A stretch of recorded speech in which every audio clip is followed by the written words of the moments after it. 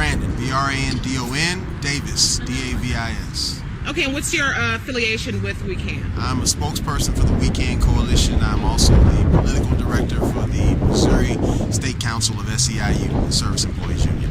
Okay, and what got you guys so involved in trying to stop Connolly's initiative here? Well, I think there are a lot of different reasons. We have put together a statewide coalition of clergy, of labor, businessmen and women, student organizations, community organizations, groups that typically don't work together, may not even know each other exist, but are working together on this initiative. So there's a lot of reasons people oppose it. There are social and economic justice reasons for SEIU. Our membership is heavily African American and Latino. There are a lot of women in our membership who benefit from affirmative action programs. Their children benefit from affirmative action programs in higher education.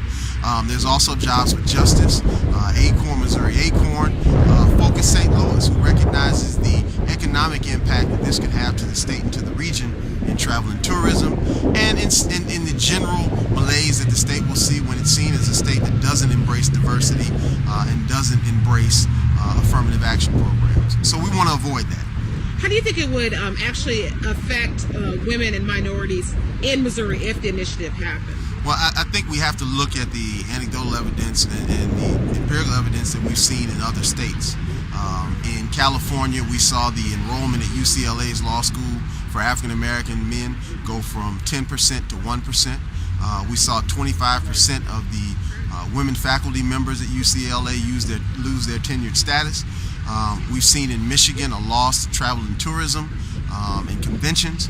So I think the impact is hard to measure, but it's been very clear in other places that it's been devastating to the diversity in our education system, in our workplaces, and in public contracting.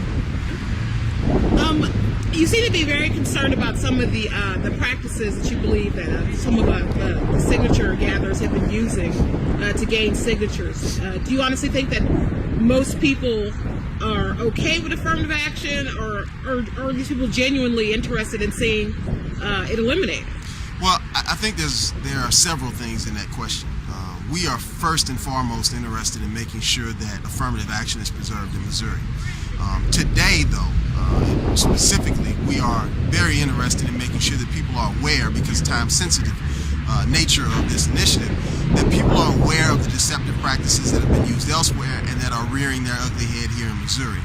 And so I think what we see is that when we educate people on the issue, they don't sign. I think there's been a misperception of affirmative action and it being equated with quota programs. And affirmative action is not a quota system. Quotas have been outlawed, but affirmative action seeks to set timelines and set goals to give women and racial minorities a level playing field. It doesn't seek to fill numbers just for the sake of filling numbers. You know, affirmative action programs have never asked for a less qualified person to get a job over a more qualified person. And so I think when we educate the public and when we don't take shortcuts, we find that they don't sign the initiative, they don't sign the petition. So to answer your question, no, I think Missouri is a state that embraces diversity, that embraces affirmative action, and when the truth is told, voters don't sign the petition.